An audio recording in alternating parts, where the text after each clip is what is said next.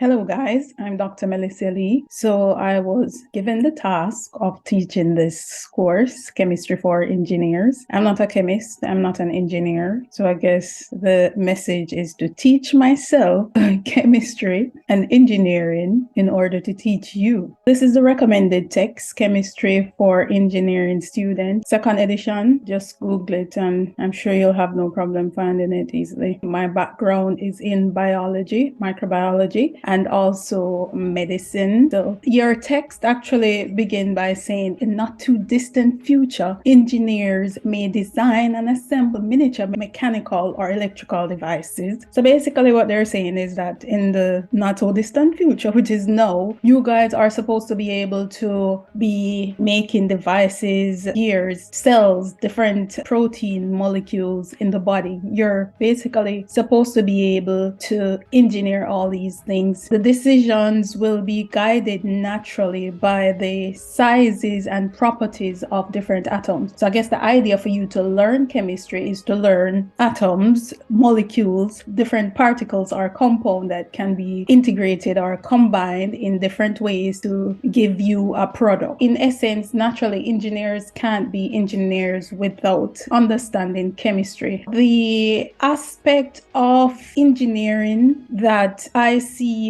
that will be the future, I would say, is biomedical engineering, clinical engineering. This will incorporate nanomechanics, in which small particles will be held together not by screws but by forces of attraction. So you have different ways in which atoms or very small particles can be held together. There are different types of bonds: covalent, ionic, metallic bonds. These are different bonds that join atoms together, and as a result you have molecules. The objective for every lecture, the objective for every chapter will be to learn the periodic table, because that's basically what chemistry is: understanding all the elements in the periodic table, what their functions are, how they are grouped. You will have to know that the periodic table consists of rows. So there are 7 rows. So here we have row 1, we have row 2, 3, 4, 5, 6, 7. So at the bottom of the periodic table, you have the lanthanides, actinides, and these actually belong to these groups here. Also important, you have groups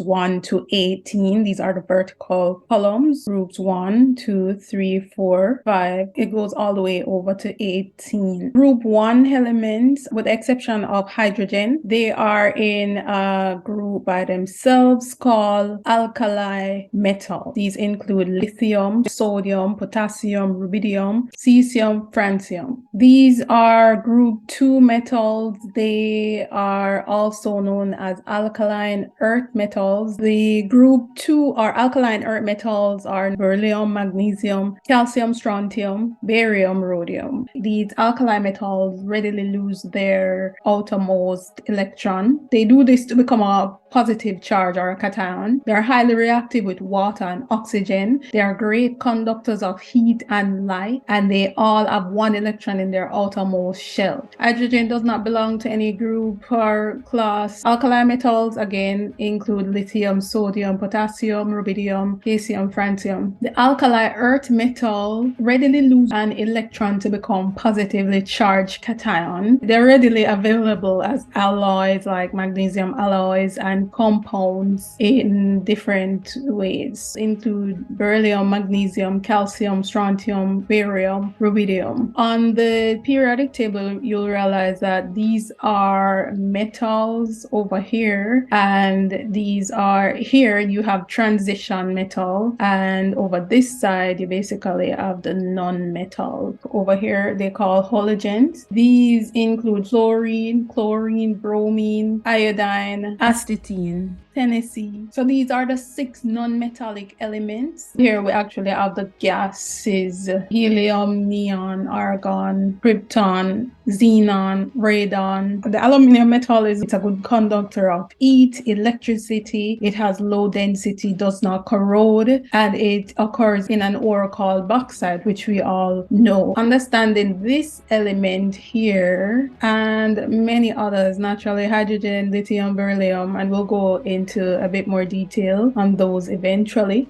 But understanding aluminum revolutionized a lot of things. Airplane, infrastructure, cans for packaging. Aluminum is basically the most abundant metal. It's a good conductor of heat. It's a good conductor of electricity as well. It has low density. It does not corrode, and it is useful for airplanes, drink cans, electricity, cables, and cooking. How do we get the aluminum? This aluminum metal is extracted from the ore of bauxite, and it's purified to yield aluminum oxide. It's basically a chemical process where you break down different compounds to give a specific product. And how this is done, usually a lot of times it involves heating the elements, or to give you aluminum oxide, it's extracted by electrolysis. So you extract this aluminum by electrolysis, which means that, so it's basically a flow of electrical current through a liquid that will basically create a chemical change. So the liquid can be molten in an ionic form, or it can be aqueous. So these are the alkali metals here, alkali metals, and they are down here. These are also the alkali earth metals and the transitional metal, as we mentioned before. And the lanthanides, actinides are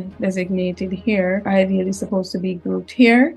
There's also the metalloid. These are usually used as semiconductors. They basically can excite a little electrical stimulation, but not a lot. Unlike these metals that are usually good conductors of electricity. And you also have the noble gas, which include helium, neon, argon, krypton, xenon, radon. So the nature of chemistry will incorporate macroscopic perspective of chemical system, microscopic perspective of chemical system, as well as symbolic perspective of chemical system. So naturally, the microscopic will have to do with what you can see, what you can physically observe. Microscopic will have to do with what you can't see, what you can't really observe. You probably can observe chemically. Symbolic systems deal with the representation of these atoms in symbols or different molecules. When we observe chemical reaction in laboratory, we observe the world around us. We are observing matter at the macroscopic level. So what is matter? Matter is anything that has mass and can be observed, but not everything that can be observed is matter, because as you can see, light is not considered matter because it has no mass. So matter is anything that has mass and can be observed. One of the most common ways to observe matter is to allow it to change in some way. You have two ways you can distinguish change. You have physical change, chemical change. So the macroscopic perspective will look at physical properties. The physical property cannot be separated from mass and density. So mass and density are familiar physical property. Mass is measured by comparing the object given and some standard using a balance. So the mass is you getting some objects, making comparison between the average weight. Density is a ratio of mass to volume. Mass and density are both physical properties. To determine density, both mass and volume must be measured. Example of physical properties include color, viscosity, hardness, temperature. These are all physical properties. These are something that you can observe. These are something that you can feel. Other physical properties include heat capacity, boiling point, melting point, and volatility. And as we said, a lot of things you can change the structural composition if you change the configuration of the atoms or the molecule itself. The macroscopic perspective also look at the chemical properties of physical structures. These are combustion, corrosion. Combustion is basically when there is burning in oxygen. There is heat, and corrosion is basically when the material degrades in the presence of air air and moisture. Treating the metal like painting it will help with reduction of corrosion. What is a combustion reaction? Chemical reaction between a fuel and an oxidant that produces an oxidized product. An oxidant is a molecule or an atom that is capable of accepting electron. Usually it's a reaction between a hydrocarbon and oxygen to yield a carbon dioxide and water. The reactants in this case would be the hydrocarbon and oxygen, and the product would be, in this case, carbon dioxide, water, and heat, and these are all in the form of gas. The macroscopic perspective also looks at what we call malleability. Malleability is the ability of that material's ability to be rolled or hammered into sheets. Metals are valuable in part because of their malleability. It is a physical property because the substance remains intact. It is still the same metal, just in different shape, like gold. Another important macroscopic perspective include the aluminium itself. So we know that the aluminium, during its manufacturing process, the shape can be changed, and pure aluminium would be very likely to react with acid. Naturally, there has to be some form of protection. So what they do is create a sheet of polymer, a thin layer of polymer, which is somewhat a form of plastic, to keep the metal from reacting with content. So when we observe chemical reactions macroscopically, we encounter three common states. This include a gas, a liquid, and a solid. This is basically looking at the different elements, different atomic compounds or molecules that are being produced. So the macroscopic level solids are hard. Liquid basically adopts the shape of the container in which it's held, while gas can be distinguished macroscopically from both liquids and solid, primarily because a gas expands to occupy the entire volume of the container. At the microscopic level, we're looking at atoms, we're looking at molecules. All matter comprises a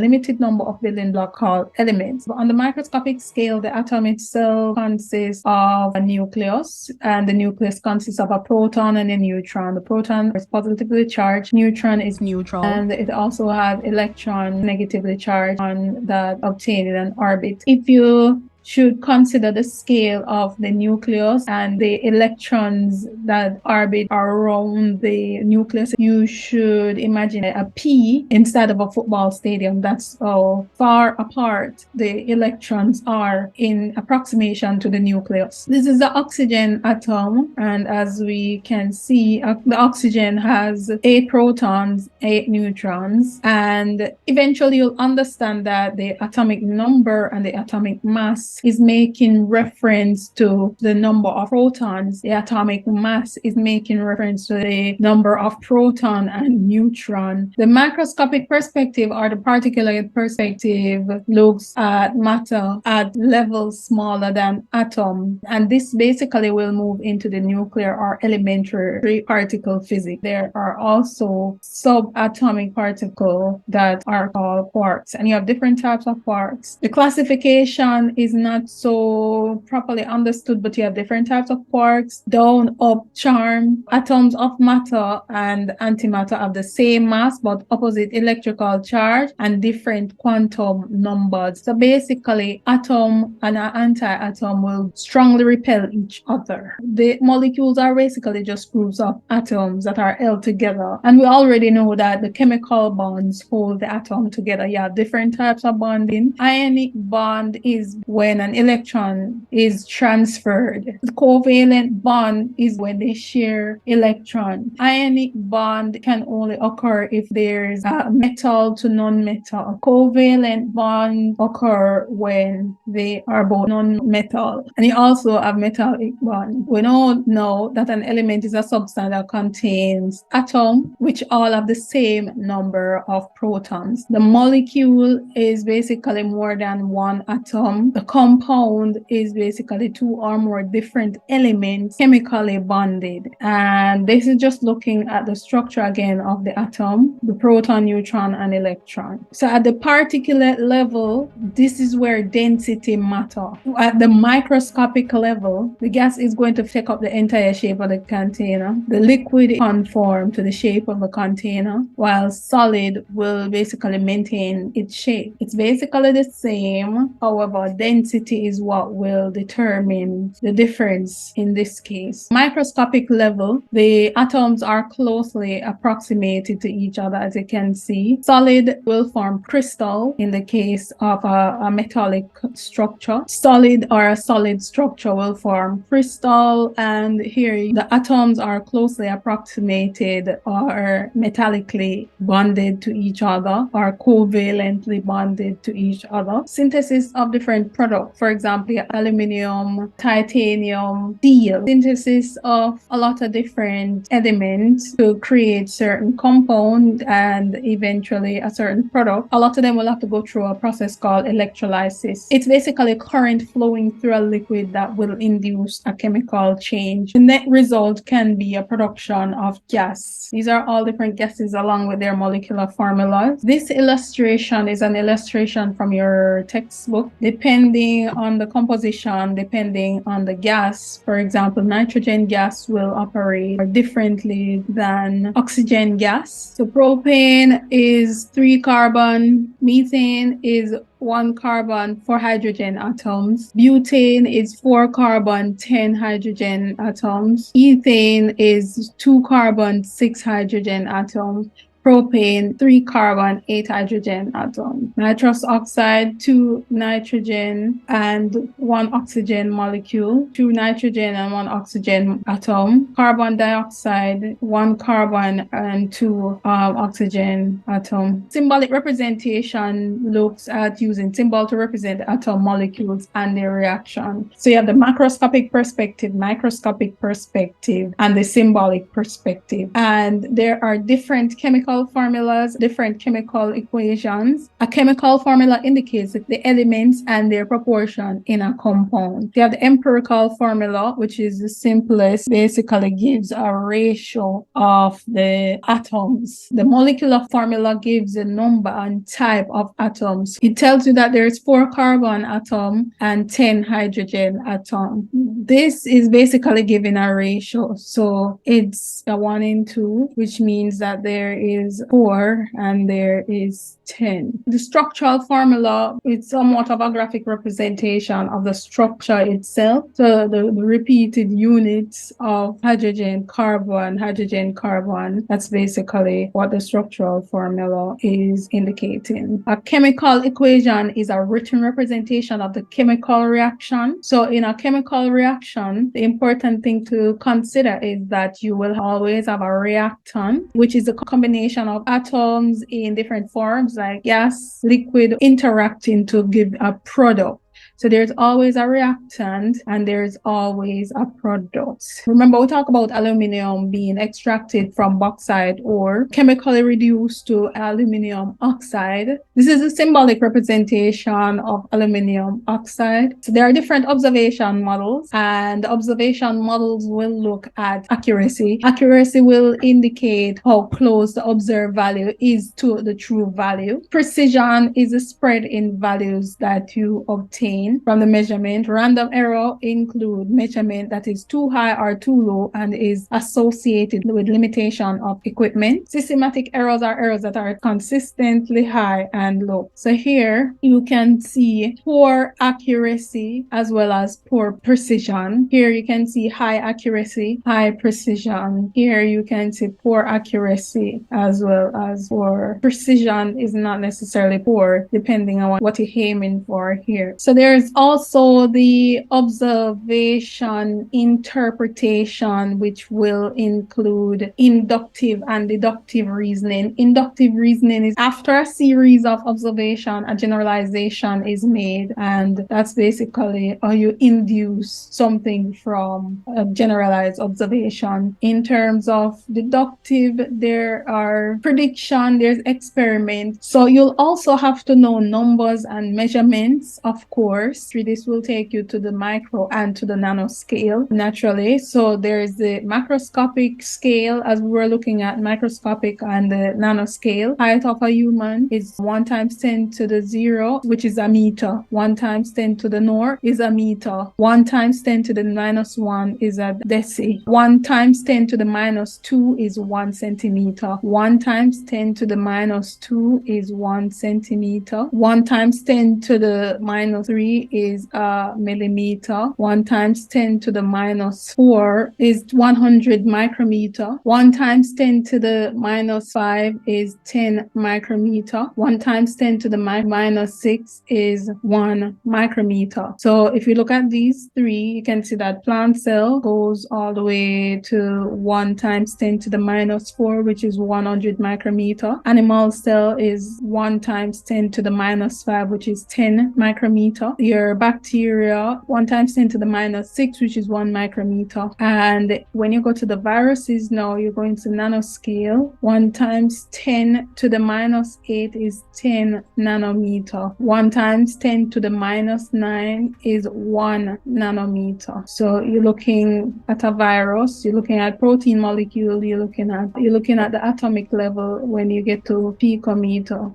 You'll have to have a basic understanding of international systems of units, so different ways of measuring time, different ways of measuring mass in terms of grams. So it's basically understanding these principles will give a better understanding as to how to quantify, make estimates, or even make judgments. Distance can be measured in meter, volume can be measured in liter, cubic meter, microliter, milliliter, force in terms of newtons, law, energy in joules, power in watt, current in ampere, frequency in hertz, number in mole or millimole. So the important units in the metric system include tetra, which is 10 to the 12, tetra 10 to the 12, giga 10 to the 9, mega 10 to the 6, kilo 10 to the 3, hecto 10 to the 2, deca 10 to the 1, deci 10 to the minus 1, centi 10 to the minus 2, milli 10 to the minus 3, micro 10 to the minus 6, nano 10 to the minus 9, pico 10 to the minus 12. This is basically a different expression of the same thing. 10 to the 12, 10 to the 9, 10 to the 6, 10 to the 3, 10 to the 2, and deca. So tetra, giga, mega, kilo, hecto, decta. And 10 to the minus 1 is deci, 10 to the minus 2, centi, minus 3, milli, minus 6, micro. It gets to nano by 10 to the minus 9, and pico 10 to the minus 12. And it's basically the same thing here. And it goes all the way up to deci, centi, milli, micro, nano, pico, femto, atto, zipto, yocto, so deca, hecto, kilo, decta, hecto, kilo, mega, giga, tera, peta, exa, zeta, iota. So this is just a closer look at everything again and the specific symbol for each. Metals often contain minor impurities. The units that are used for metal are parts per million, parts per billion. The parts per million unit tells how many particles of a substance are present for every 1 million particle in the sample. So part per million, how many particles of a particular substance is present for every 1 million particle. Parts per billion, the sample size is 1 billion particle. Parts per million looks at the mass of the solute over the mass of the solution times 10 to the 6. Parts per billion, mass of solute over mass of solution times 10 to the 9. Other important units include temperature. Temperature can be measured in Fahrenheit, degrees Celsius, Kelvin. These are basically ways to convert from Fahrenheit to Celsius. You guys should know that. Manufacturing bauxite has been a very important contribution to modern day development. The first step in producing aluminum metal is separating aluminum oxide from the remainder of the rock. So it basically has to go through several steps. It goes through the digestion process, in which the the ore is crushed with caustic soda and lime and mixed at high temperature to produce a slurry. At the molecular level, the alumina is basically atoms of aluminium and oxygen, and the rock is shown as silicon and oxygen or silica. Bauxite ore also contains significant amount of iron oxide, and other minerals that behave much like silica in the digestion process. So the next step in aluminium refining is melting. At this stage, a chemical reaction is induced. The cryolite is basically dissolved aluminium oxide as well as carbon dioxide gas along with the carbon rod. At this point, aluminium oxide can be separated from the cryolite. So there are different properties that you need to consider as an engineer when you're choosing a material. So the important thing that you want to consider is the strength. You want to consider density. You want to consider what we call elastic modulus, which is the stiffness, and the yield strength, which is a measure of the amount of force required to produce a specified deformation of the material. A stronger material can withstand greater force before it deforms. And this is basically showing how the density and the strength is related. For example, a foam, it's light, it's weak. Wood, basically a bit more density and a bit more strength. And all of these factors would determine the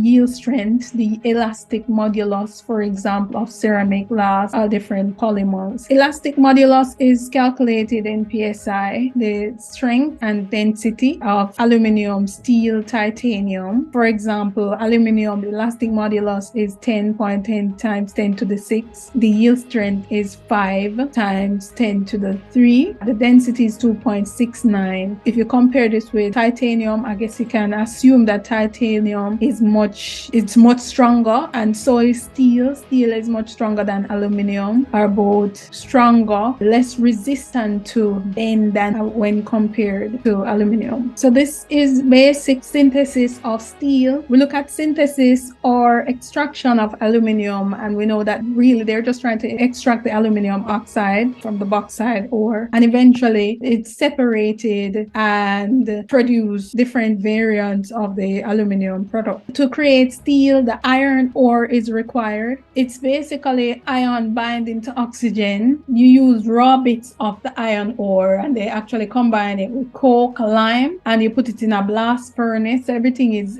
exposed to heat at much in Fahrenheit high, and this basically results in two types of steel: the basic oxygen steel making and the electric arc furnace. The electric arc furnace here, and this is basically refining. With electric arc furnace, you create a more refined version of the steel. It's basically adding heat, increasing the temperature. Or you can have an oxygen furnace, which produce a different consistency, a different thickness, different elastic modularity. We looked at synthesis of aluminium. We look at synthesis of steel from iron ore, and it's basically the same exposure. Synthesis of titanium is no different, and as we said, titanium is stronger than aluminium and also steel. Titanium is an extraordinary metal that is made to withstand heat. It is 15 times more expensive than aluminium because it takes longer to extract. Titanium ore is extracted from mineral sand deposit. Basically, the machine churns it up to create a wet mill, and then a dry mill. Dry mill uses an electrostatic separator to separate titanium from other metals. So the titanium ore goes through a process called chlorination, in which chloride gas is heated to produce titanium tetrachloride and carbon dioxide. Goes through a reduction process where the magnesium is added to the tetrachloride. It creates a titanium sponge. So as we say, it's also another type of electrolysis. The titanium sponge can be converted into pure titanium and alloys. The titanium chloride can go on to give you titanides for electronics. Also the titanium dioxide, which is used in a wide range of products, including paints, cosmetics, and plastic. This is just giving a synopsis of three basic elements, how we synthesize various products from their existence. We talk about aluminum, we talk about titanium, which is right here, and we talk about ions. The important reminder is understanding chemistry, in my opinion, is so that you guys understand the periodic table, the elements, familiar with their symbols, atomic number, atomic mass, that there are alkali metals that are usually occupying the left and corner of the periodic table, and these are also known as group 1 metals. There are also alkali earth metals, which are also known as group 2 metals. There are also halogens. There are also naturally occurring gases. It's also important to remember that the periodic table is also separated by metals and non-metals. And that's the end of this lecture for today. Hopefully I can make the other lecture a bit more knowledge filled. You guys can ask your questions in the comment sections, ask your questions via email. Let me know if there's anything that I needed to include, and I'll see you for the next lecture.